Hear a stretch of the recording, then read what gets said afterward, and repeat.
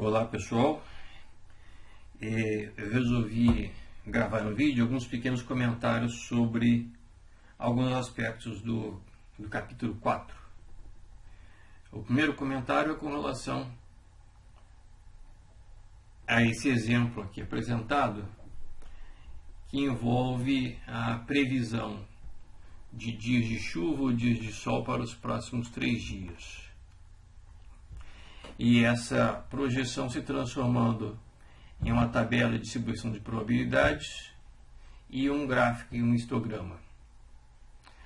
Bom, está sendo apresentado aqui que a probabilidade de chuva é ligeiramente menor do que a de não chuva.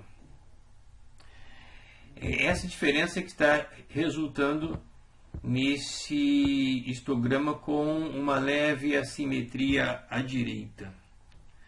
Se a previsão fosse de probabilidades idênticas para dia de chuva e dia de não chuva, nós teríamos um gráfico simétrico, onde o valor central seria muito próximo de 1,5 dia, 1,5 dias de chuva em 3 dias. Tá? Se vocês fizerem as contas do valor médio associado a essa distribuição de probabilidade, e isso vai ser visto lá adiante no capítulo 4, vocês vão ver que a média aqui é ligeiramente menor do que 1,5 dia. Ok? Bom, esse é o primeiro comentário. O segundo comentário é com relação à chamada distribuição discreta de probabilidade, que vai ser apresentado pelos autores. Aqui nós teríamos já um exemplo de uma distribuição discreta de probabilidade. No intervalo de 3 dias, nós poderíamos ter nem um dia de chuva, 1 dia, 2 dias ou 3 dias. E para cada um desses valores, que vamos dizer que valores de x, nós teríamos as respectivas probabilidades.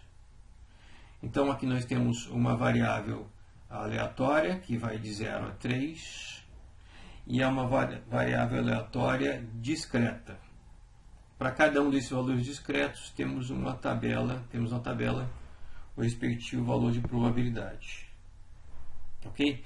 Bom, mais adiante, um pouquinho mais adiante, os autores apresentam uma outra situação de uma pesquisa.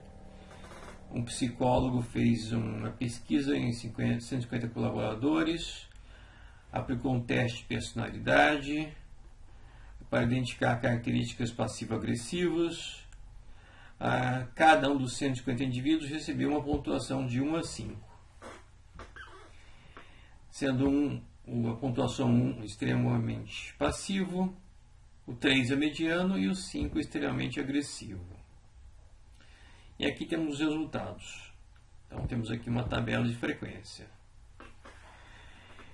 Então, de forma similar ao caso das chuvas, mas aqui transformando cada uma dessas frequências em uma medida de probabilidade. Ok? Então, por exemplo, as 24 colaboradores receberam pontuação 1, 24 em 150, a probabilidade de 0,16. E isso deu origem a essa distribuição discreta. Pontuação 1, probabilidade 0,16, pontuação 2, probabilidade 0,22, etc. E essa distribuição discreta de probabilidade se transformando no histograma apresentado aqui na figura 4.5. Ok? Visualmente a gente pode perceber que é um histograma bem próximo da simetria. A gente poderia até chamar de simétrico. Ok? Mais adiante, os autores vão estar mostrando que dá para calcular o valor médio dessa variável aleatória discreta, que vai de 1 a 5. Assim como nós poderíamos calcular o valor médio associado a essa outra variável aleatória discreta, correspondendo ao número de dias de chuva, número médio de dias de chuva dentro do intervalo de 3 dias. Bom, esse próximo comentário, ainda vou me aproveitar deste caso hipotético, uma pesquisa envolvendo 150 colaboradores, a pesquisa de um psicólogo, onde a cada um dos 150 indivíduos foi atribuída uma pontuação de 1 a 5. Esse comentário é com relação à possibilidade de calcularmos uma pontuação média desses 150 colaboradores. O cálculo da pontuação média, pela média ponderada, necessita que nós reconheçamos previamente que essa variável aleatória, que corresponde aqui à pontuação, ela é uma variável em nível intervalar ou em nível racional. Tá? Nos exercícios do capítulo, isso fica implícito. Os autores não explicitam. Mas o meu alerta é com relação a, se essa variável categórica for, por exemplo, no nível ordinal ou no nível nominal, não temos como calcular uma média. Se essa variável for no nível ordinal, nós podemos pelo menos calcular a mediana. Então aqui eu faço menção a uma pequena tabelinha que resume alguns aspectos dessas variáveis em nível nominal, ordinal, intervalar e racional. E de imediato o que me interessa é o seguinte: podemos identificar, registrar a moda para qualquer um desses 4 níveis. Mas uma variável em nível nominal, nós não teremos uma mediana. Para que haja a identificação de uma mediana, precisamos ter uma ordenação dos dados, por exemplo, em ordem crescente ou em ordem decrescente. Então, nós podemos ter uma mediana para uma variável em nível ordinal, por exemplo, uma escala de nível de satisfação, que vai do muito insatisfeito até o muito satisfeito. Podemos ter a mediana para uma variável em nível intervalar ou nível racional. Já a média se aplica apenas a variável em nível intervalar ou em nível racional, mas não para uma variável em nível ordinal. Ok?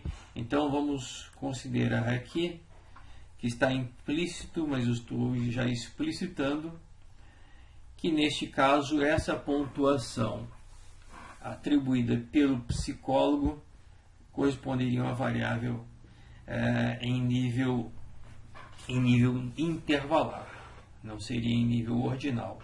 Daí nós podemos calcular o valor médio, não a mediana, mas calcular o valor médio até dos resultados alcançados por esses 150 colaboradores. Nesse meu comentário de agora, a questão é a recomendação dos autores com relação a arredondamentos de cálculos de valor médio. Então, por exemplo, aqui nós temos uma variável aleatória cujos registros são 1, 2, 3, 4 e 5. Os autores calculam o valor médio. Primeiro fazem o cálculo com 2 casas decimais e depois arredondam para uma casa decimal. Ok? Então tem o valor médio de 2,9, uma casa decimal, para a variável categórica com esses registros discretos de 1 a 5.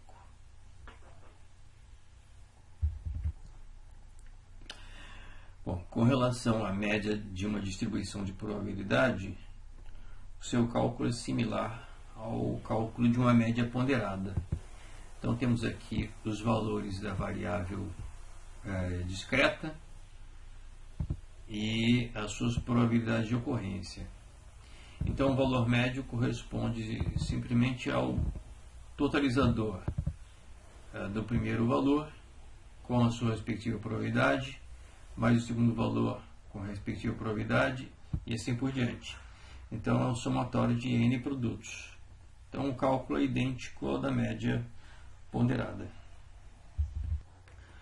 Bom, para o cálculo da variância de uma variável aleatória discreta, observem que nós comparamos por subtração a distância entre cada medida dessa variável e o valor médio. E essa distância é elevada ao quadrado. E esse quadrado é multiplicado pela respectiva probabilidade. Então, por exemplo, aqui para o mesmo caso do teste aqui do psicólogo, nós sabemos pelo exercício anterior que o valor médio foi 2,94. O valor médio de x. Então, nós pegamos a distância entre 1 e 2,94, elevamos essa distância ao quadrado e multiplicamos pela respectiva probabilidade, 0,16. É o que está sendo feito aqui. A distância entre 1 e 2,94, 1 menos 2,94 dá menos 1,94. Essa distância elevada ao quadrado, esse quadrado multiplicado pela respectiva probabilidade. E assim por diante. A distância entre a medida de 2 e 2,94, ou seja, 2 menos 2,94 daria menos 0,94. Respeitem sempre essa ordem, x menos μ. Não façam inversões, tá? Não é μ menos x. Ok? Então, o resultado dessa tabelinha é um somatório de probabilidades multiplicada pelos quadrados de diferenças. Esse somatório é a variância dessa variável aleatória. Extraindo a raiz quadrada da variância, chegamos ao desvio padrão. Ok? Então, registrem o desvio padrão com uma casa decimal, assim como registramos a variância com uma casa decimal, mas podem fazer os cálculos com mais casas decimais. Ok? Bom, meu último comentário dessa primeira série de comentários do capítulo 4 envolve esses exercícios de número 29 a 34, onde se pede o cálculo da média, da variância e do desvio padrão, a distribuição de probabilidade. Observe o seguinte, que no número 29, a variável aleatória corresponde ao número de cachorros por domicílio. Essa é uma variável em nível racional. O mesmo ocorre com o exercício número 30, número de jogos realizados, uma variável em nível racional. Variável em nível racional, variável em nível intervalar, são variáveis onde nós podemos calcular a média. 31, número de defeitos por lote de cadeira, também é uma variável em nível racional. 32, número de atividades extracurriculares, é uma variável em nível racional. Aqui no número 33 e no número 34 são os casos onde eu faço um pequeno comentário. Questão número 33 mostra a distribuição de furacões que atingiram o território norte-americano por categoria, sendo 1 o nível mais fraco e 5 o nível mais forte. Então, a variável aleatória corresponde à categoria, melhor, variável categórica que representa a intensidade do furacão, ou dos furacões. E essa variável categórica, então, recebe uma pontuação de 1 a 5. Como os autores estão pedindo para calcular aqui também a média de desvio padrão, nós temos que considerar que esta variável categórica é uma variável em nível pelo menos intervalar, tá? Que não é uma variável em nível racional. Desculpe, que não é uma variável em nível ordinal. Uma variável em nível intervalar e racional tem uma maior riqueza de dados do que uma variável em nível ordinal.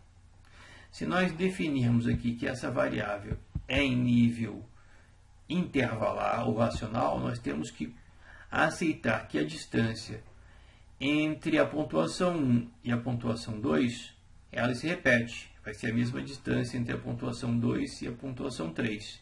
Esse é o comportamento que se espera de uma variável em nível intervalar e também racional. Ok? A questão número 34 envolve um comentário também similar, onde o que nós temos como variável aleatória aqui, nas abscissas, no horizontal, a classificação dos críticos de um determinado produto em um site de varejo. Então, essa classificação dos críticos é apresentada aqui em nota de 1 a 5, como poderia ser muito insatisfeito, insatisfeito, medianamente satisfeito, satisfeito ou muito satisfeito. Então, para que nós calculemos o valor médio, nós temos que reconhecer antecipadamente que essa variável não está em nível apenas ordinal, mas de um nível de maior riqueza, que é o nível intervalar. Então, nós estamos aceitando de forma implícita que a distância entre o 1 e o 2 é a mesma distância entre o 2 e o 3, e assim por diante. Ok? Então, ao calcularem esses valores de média, nós estaremos aceitando que essa variável aleatória x está em nível intervalar ou racional.